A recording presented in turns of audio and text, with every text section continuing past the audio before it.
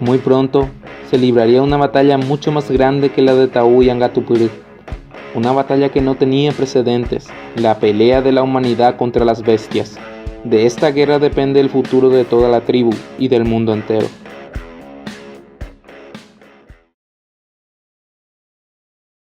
La maldición de Tau y Keraná, más bien la maldición de Keraná, parece no tener fin. Cada 7 lunas da a luz, solo para ver cómo nace una horripilante criatura.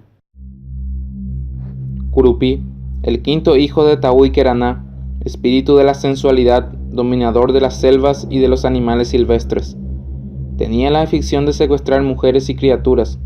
Su miembro viril era tan largo como un lazo. Tiene una apariencia muy parecida a su padre. El Kurupi se parece a un indígena, retacón, ojos casi desorbitados, piel áspera y enteramente cubiertos de pelos. Dicen que es difícil descubrir sus huellas, puesto que parece que cada pie tiene 2 talones opuestos. Por eso, cuando está en busca de mujeres, no sabemos si está yendo o viniendo. No hay mujer que no le guste, sea cual sea, doncella, joven, anciana, casada o soltera. Por esta razón no es conveniente que una mujer salga sola, especialmente en las siestas. Si la descubre el Kurupi a las 12, sin falta la enlazará con su largo miembro viril y la llevará para montarla. Dicen que la mujer, para salvarse del Kurupi, debe cortarle el miembro con un cuchillo o subir a la copa de un árbol frutal. Únicamente así se contiene al lujurioso Kurupi. Está de más decir la forma cruel con que este ser repugnante asesina a sus víctimas. Las más bellas mujeres desaparecían misteriosamente, y bien pronto se hallaban encinta para alumbrar a los 7 meses. Pero como los vástagos eran de origen maléfico, dado el caso que tuvieran que vivir, incendiarían el mundo con sus fechorías. Pero Tupán dispuso que a los 7 días de nacer se les descompusiera el ombligo, acabando por fallecer del mal de 7 días, tétano.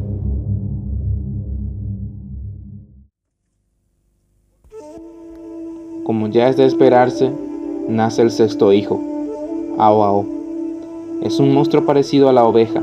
Es una bestia terrible con grandes y potentes garras. Esta criatura causará terror al mundo. Está cubierto de una espesa pelambrera, parecida a la de las ovejas, y también con filosas garras y largas como tijeras. Se alimenta de carne humana y para matar a su presa usa sus garras. Con ellas desmenuza lo que encuentra en su camino. Es, desde luego, difícil de salvarse del Ao-Ao. Cuando alguien se encuentra con él frente a frente, es en vano querer pelear o subirnos a lo alto de un árbol para escapar de él. Este monstruo solo está contento en el medio del monte. No mata ningún animal silvestre y se reproducen de gran manera. Cuando sus cachorros están muertos de hambre, salen todos de su madriguera para buscar algo que llevarse a la boca. Entonces van tras el primero que encuentran a su paso, persiguiéndolo hasta que caiga de fatiga, y si el hostigado procura subir a la cima de un árbol, los cachorros del Ao-Ao lo rodean y a gritos van cavando un círculo alrededor del tronco, y en un santiamén cortan las raíces. Al caer el prójimo en el cerco, se le tiran encima y rápidamente se reparten las presas, y luego tras culminar su sangrienta faena, regresan a sus madrigueras a ocultarse de nuevo. Existe una única manera conocida de escaparse de esta criatura, que es subiendo al liso tronco de un pindó, porque cuando ellos entran en la sombra de tal árbol, desfallecen y ya no pueden cavar. Esto sucede porque esa planta posee una gran magia. Como última criatura, nacería el monstruo más temible de todos, el más conocido y estremecedor de los 7, cuyo nombre hela la sangre al escucharlo. Ha nacido Luizón, 7.º hijo del espíritu maléfico Tau y Keraná, señor de la noche y compañero inseparable de la muerte. Sus dominios se extienden por los cementerios y se supone que se alimenta exclusivamente de cadáveres. Su fealdad, su cabellera larga y sucia, su palidez mortal y el olor fétido que despide repugnancia hace sentir un gran terror.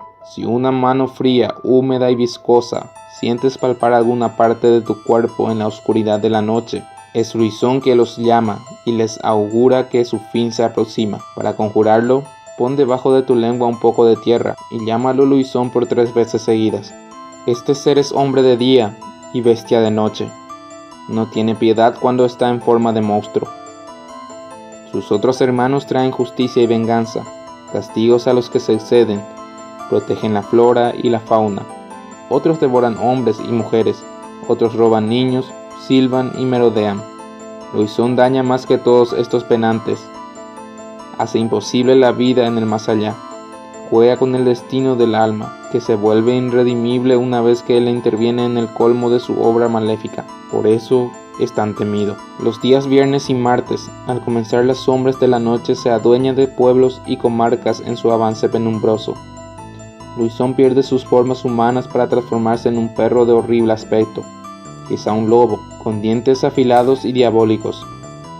Va en busca de los cementerios para revolcarse encima de los cadáveres y alimentarse de ellos. A la medianoche, con los ojos relampagueantes, sale en busca de seres humanos para convertirlos en otros malditos Luisones, lo que logra asustándolos y pasando por debajo de las piernas de los hombres que sorprenden en su maléfico paseo nocturno. A veces jaurías de perros lo persiguen y ladran sin acercársele. Un olor nauseabundo le acompaña. Su aspecto hiela la sangre en las venas y enloquece a los hombres que se dejan sorprender. Su andar termina al aclarar el nuevo día. Retornando sus humanas formas, regresa a sus ocupaciones, donde se lo ve sucio, cansado, esquivo de mirar doliente y melena desgreñada. Las gentes no saben si tenerle lástima o sentir repulsión ante la duda hiriente de que sea o no Luisón.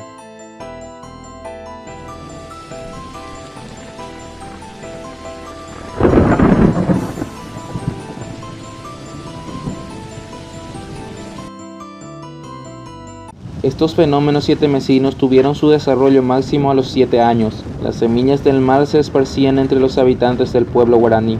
Se odiaban, se culpaban, se armaban, envenenaban sus flechas, incendiaban los montes y cementeras. Allá un asesinato, acá una violación o un incendio de alguna casa. Viejos, chicos y mujeres, poseídos de odio colectivo, se agredían y se mataban ferozmente. Pero, he aquí que aparece en el escenario el gran profeta Tumé.